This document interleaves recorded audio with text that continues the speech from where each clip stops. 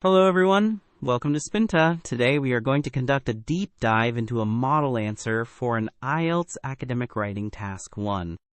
We're not just going to look at the essay, we will dissect it line by line to understand the elements that make it a high band response.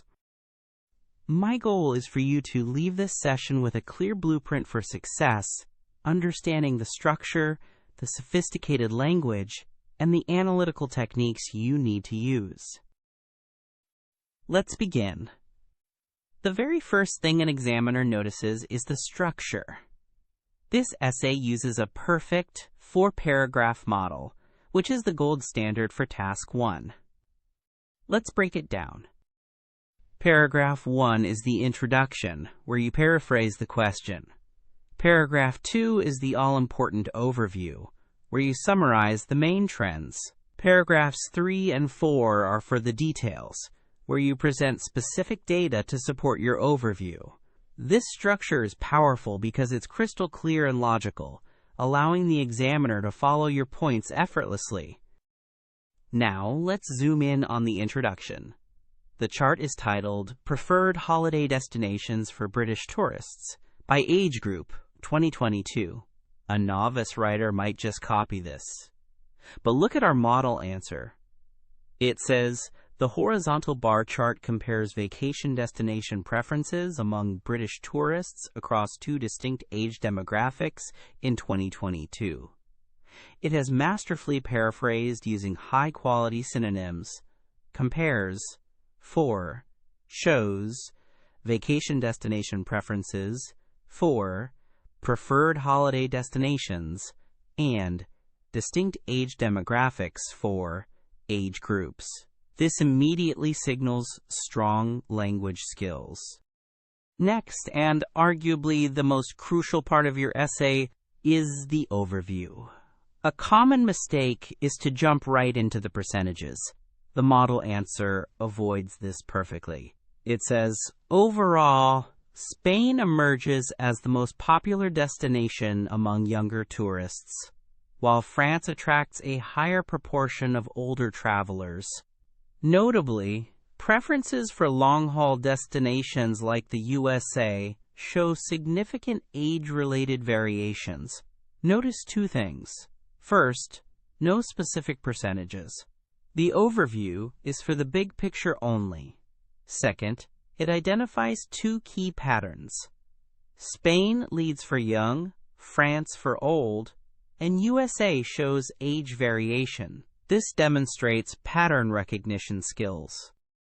Now we move to the body paragraphs, where the details live.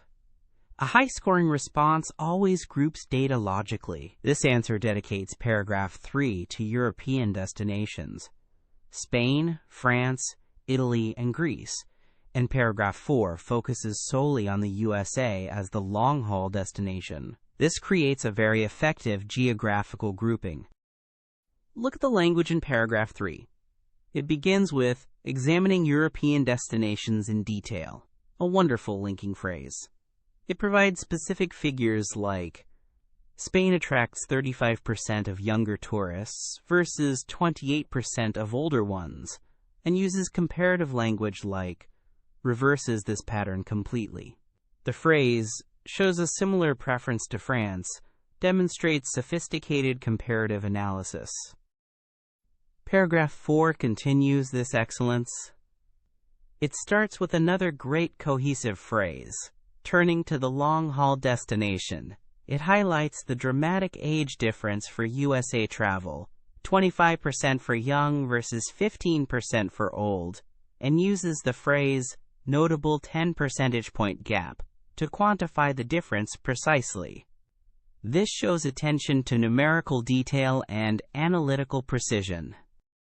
Let's talk more about the vocabulary, or lexical resource.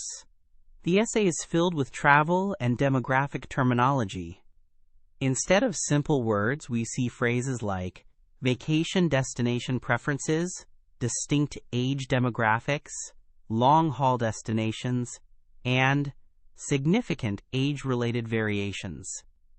This specialized vocabulary shows familiarity with tourism analysis.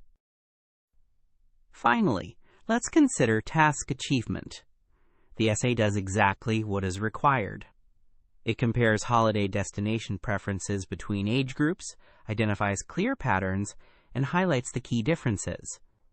Crucially, it does not speculate on reasons for these preferences. For instance, it doesn't say, young people prefer Spain because of nightlife. Menopshek? That would be speculation. In Task 1, you compare and contrast data, not analyze motivations. So, to summarize, this is a model answer due to its flawless structure, its insightful overview of age-based travel patterns, its logical geographical grouping, and its rich, sophisticated use of comparative and travel-related vocabulary. This is your target.